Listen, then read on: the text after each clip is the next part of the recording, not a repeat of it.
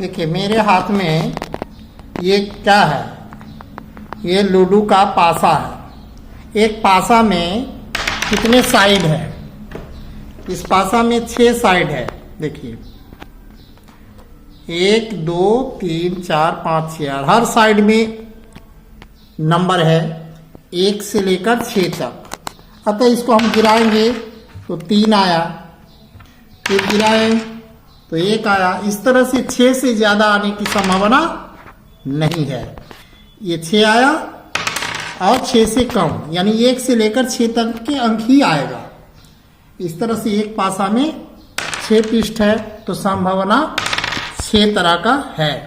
अब इसको हम विस्तार से समझेंगे। अब 2 पासा के साथ भी ऐसा होगा। देखिए मेरे हाथ में 2 पासा है।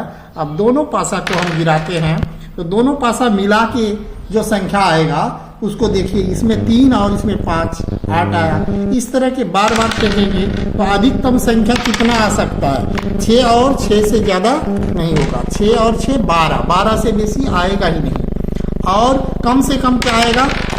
इसमें 1 अंक है और इसमें भी सबसे न्यूनतम 1 अंक है। 1 1 आएगा तो 2 आएगा, 2 से कम आएगा ही नहीं। जब 2 पासा को एक साथ फेंकेंगे तो कम से कम 2 और अधिकतम 6 से 12 अंक आएगा। अब ये कई तरह से फेंका जा सकता है। टोटल फेंकने की तरीका इसको हम दिखाते हैं। जैसे 3 और 1 4, फिर ये 1 और 2 3, ये 1 और 1 2, 1 और 4 5, 1 और 6 7। इस तरह से संख्या बदलेगा। इसमें फिक्स कर देते 6, तो 6 और 4 10, 10 और यहाँ 6 6 12। इस तरह से बदलेगा। अलग अलग स्टाइल में हम इसको गिराते चले इस तरह से तो अलग अलग अंक आएगा। लेकिन ये अंक आने का क्रम 12 से बेसी नहीं होगा। लेकिन दोनों पासा, एक बड़ा पासा है एक छोटा पासा, बड़ा पासा और छोटा पासा का फेंकने का जो तरीका होगा ये कुल 36 प्रकार से हम गिरा सकते हैं। तो ये पासा का खेल हम प्रायिकता में सीखेंगे। प्रायिकता क्या है इसको हम लोग विस्तार से जानेंगे। इसके लिए वीडियो को देखते रहिए, लाइक कीजिए और शेयर कीजिए। आगे माध्यमिक परीक्षा है, इसमें अच्छा अंक प्राप्त करने के लिए प्रायिकता से संबंधित कोई भी अंक आपका छूटेगा नहीं। इसके लिए आप इस पासा वाला खेल को बढ़िया से समझ लें। ये पासा के अंक को और ये गतिविधि को हम लोग सीखेंगे। तो चलिए देखते हैं एक गतिविधि, ये लिख के देखते हैं। देखिए यहाँ हमने पहला पासा जो बड़ा है उसको हम नीला रंग से रंग दिए हैं, नीला और एक स्लेटी। इसमें देखिए दोनों में 1 1 आएगा, 1 2 आएगा, 1 3 आएगा, 1 4। इस तरह से हम 36 प्रकार से ये पासा को गिरा सकते हैं।